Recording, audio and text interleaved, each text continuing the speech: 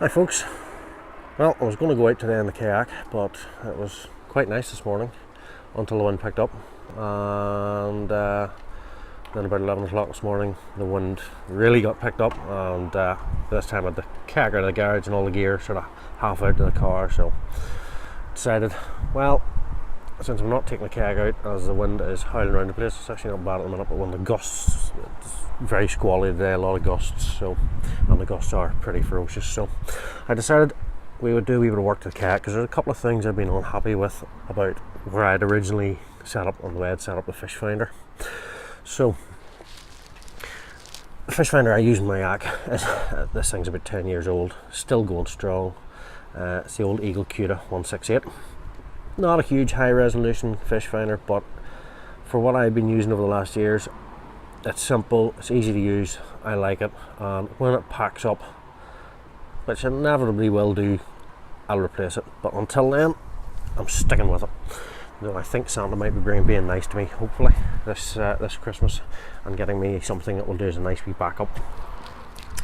Now, previously I had fitted a battery box, which is great, works well, a simple bit of polystyrene out of the spare wheel well of a car, where normally the spare wheel would go. The cars that are fitted with the compressors, they don't have a spare wheel, they've got a compressor and a bottle of Gunsy stuff.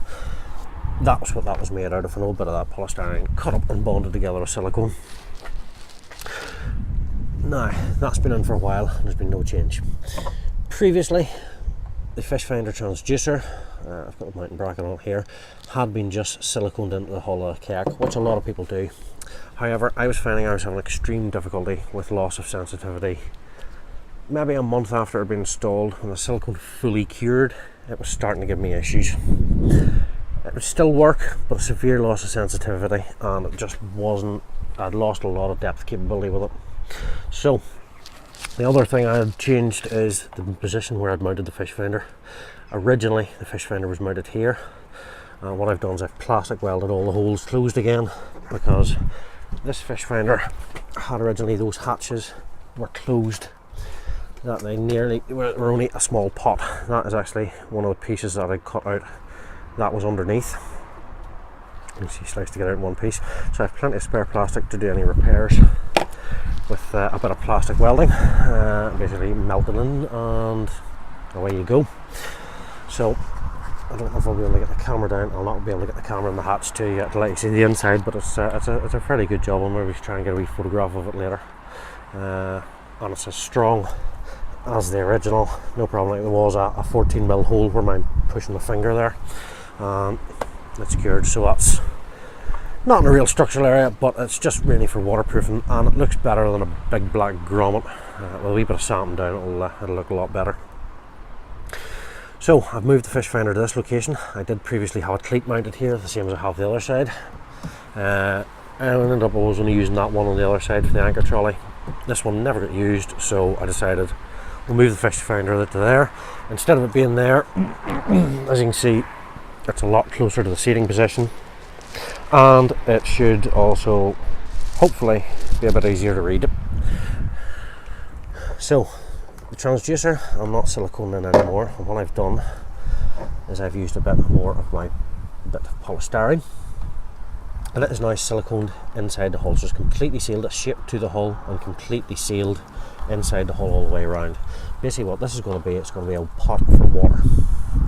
A Fishfinder transducer, once that cures, fits and screws onto the front face.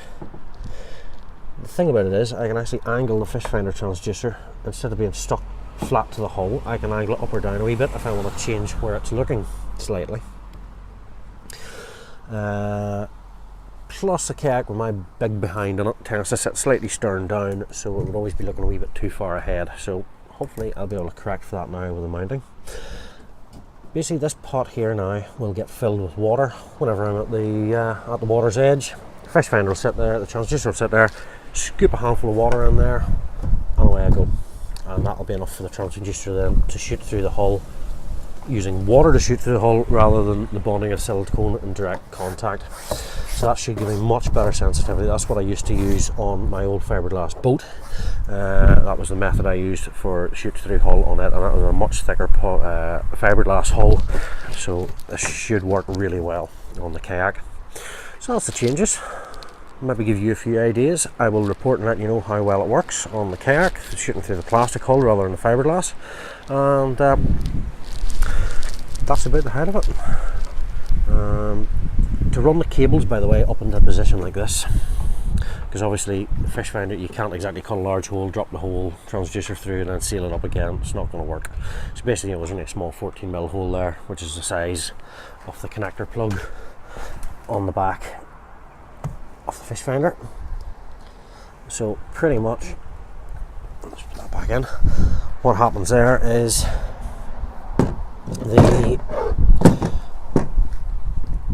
hole is drilled here, and basically what I did was drop a bit of string down through the hole, down to the inside of the kayak, reached in through the hatch, grabbed it, pulled the string out through the hatch, long enough bit of string to do, then tied the end of the cable at the connector to the string, and then you just simply pull it back up and then fish with maybe a pair of pointy nose pliers or screwdriver and pull the connector up through the hole.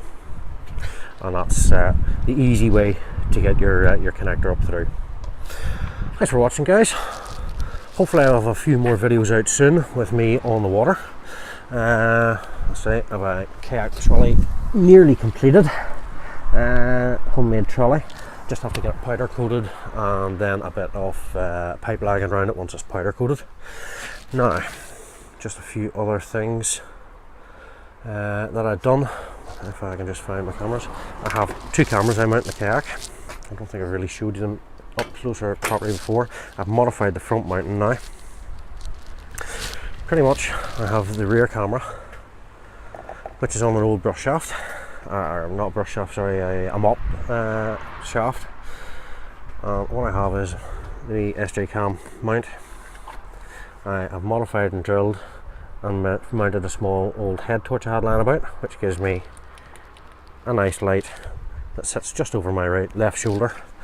Or my right, if I want to put it in either whichever two scupper holes in the rear tank well. It fits down into one of those scupper holes, and that gives me the camera then wherever I want it, over my left or right shoulder, and a light as well that I can use to shine down for the darker nights. If I'm ever out at night as well, it gives me a light on the kayak that other people can see.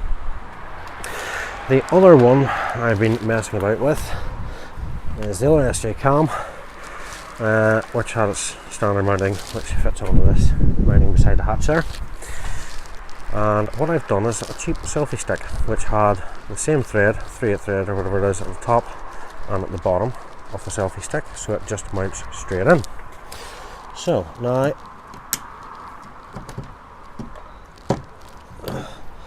my camera is mounted on a selfie stick. And you can see I have a lanyard on it, which will get attached here to something at the base. I'm going to put a wee D-ring in here at the base just to give a bit of extra security. This mounting is screwed and glued, but in case anything breaks, you don't want to have to go trying to chase the camera, and with this amount of metal on it, it will sink. So not wanting to lose a camera, even though they're not hugely expensive. You still don't want to lose the footage more than anything. So now I have the selfie stick mounted camera, and this mounting I can pivot either way. So I can, for example, mount the selfie stick out here, and at the top I have the same sort of flexibility. And as you can see, I can mount my camera out pretty much anywhere I want. So pretty much, if I want to move that camera about anywhere, I can position it where and when I need it. So that's the plan. That is what we're going to test out next. I'll unscrew the end of that. I'll have to screw that back in again. That's the couple of things I've been doing since the last outing. So hopefully now we'll be able to get out in the water and try these out and let you know how it goes. Thanks for watching, guys, and tight lines and easy paddling.